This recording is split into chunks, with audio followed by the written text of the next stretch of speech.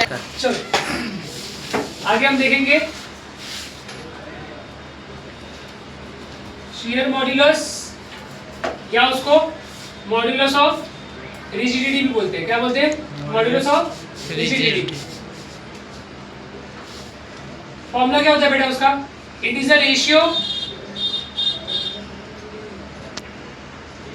It is the ratio of shearing stress upon shearing strain। Sharing stress पढ़ा था ना, और उसके साथ साथ शेयरिंग स्ट्रेन भी पढ़ा था।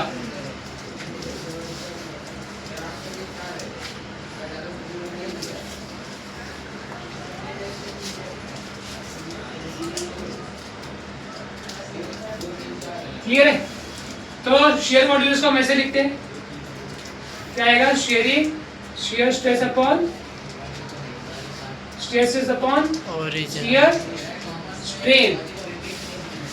shear stress का फॉर्मूला क्या था? Force upon area. shearing stress में क्या आंसर मिला था? tan theta. और थीटा छोटा था तो उसको क्या लिखा था? थीटा। तो आंसर क्या बनेगा? F by A theta. ठीक है, ये मॉड्यूलस ऑफ रिजिडिटी का फॉर्मूला है। ठीक है, नोट डाउन करो फास्ट। हाँ, अभी बेटा नेक्स्ट टॉपिक है हुक्स लॉ।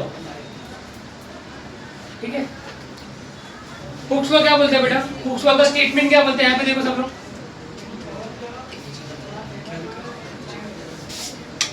क्या बोलते हैं? Within elastic limit, with in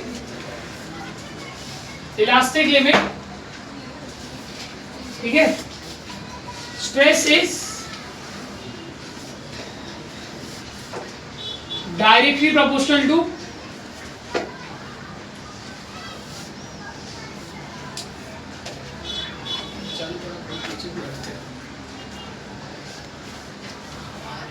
strain.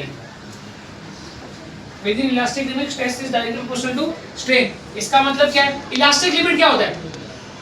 Elastic limit क्या होता है? The maximum value जहां पे स्ट्रेस स्ट्रेन के प्रोपोर्शनल रहेगा। क्लियर है? तो क्या हो जाएगा? Stress directly proportional to strain. अगर स्ट्रेस है तो स्ट्रेन रहेगा, जितना ज्यादा स्ट्रेस उतना ज्यादा स्ट्रेन। कब तक? कब तक? इलास्टिक लिमिट तक। कब तक? Elastic limit. ठीक है, इलास्टिक लिमिट मतलब स्ट्रेस और स्ट्रेन दोनों क्या रहनी चाहिए? सेम। ठीक है, तो यहां से प्रोपोर्शनलिटी का साइन हटेगा तो कौन आ जाएगा? कांस्टेंट के। तो स्ट्रेस इज इक्वल टू के स्ट्रेन।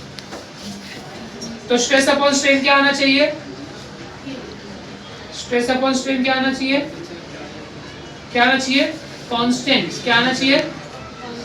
कांस्टेंट। ठीक है, इसका ग्राफ देखते हैं। देखिए, इसका ग्राफ देख कैसे दिया हुआ है। एक्स एक्सिस पे स्ट्रेन है, वाई एक्सिस पे स्ट्रेस।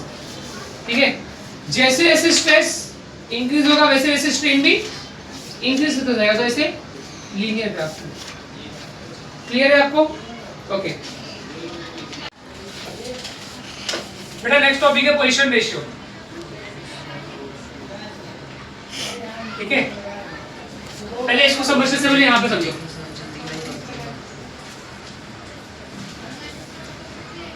मान लो एक ट्यूब है, ठीक है, यहाँ पे मैंने क्या किया? स्ट्रेस अप्लाई किया। ओके, उसको खींच रहा हूं। अगर उसको मैं खींचूंगा तो क्या होगा?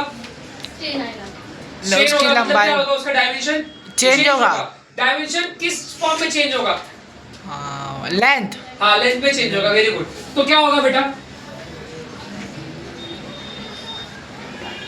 उसका लेंथ बढ़ जाएगा, बराबर ना? अब डिफरेंस क्या दिख रहा है? डेल्टा। डेल्टा। ठीक है, दिख रहा है ये थोड़ा मोटा है, ये थोड़ा पतला है। दिख रहा है, डायग्राम में भी समझ में आ रहा है। तो मतलब इस वाले रॉड का क्या चेंज हो गया?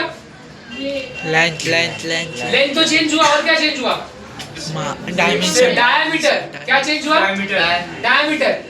डायमीटर। समझा? क्लियर है? तो कोएफिशिएंट रेशियो क्या बोलता है बेटा? It is a ratio, it is a ratio of lateral strain. कौन सा strain? Lateral lateral strain to linear strain.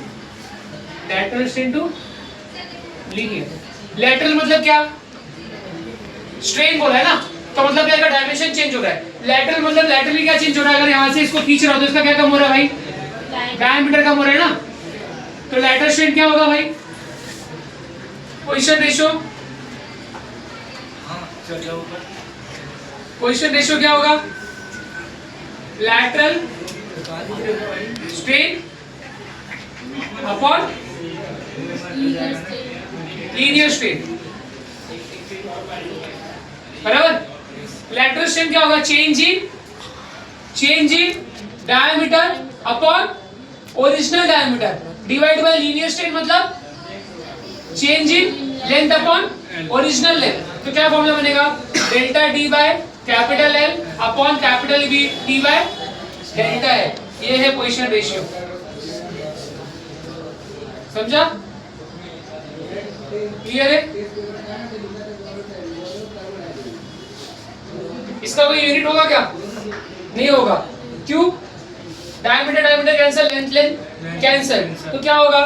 Coefficient ratio भी क्या है? यूनिट लेस और डायमेंशन लेस क्वांटिटी है। नोट डाउन करो फास्ट।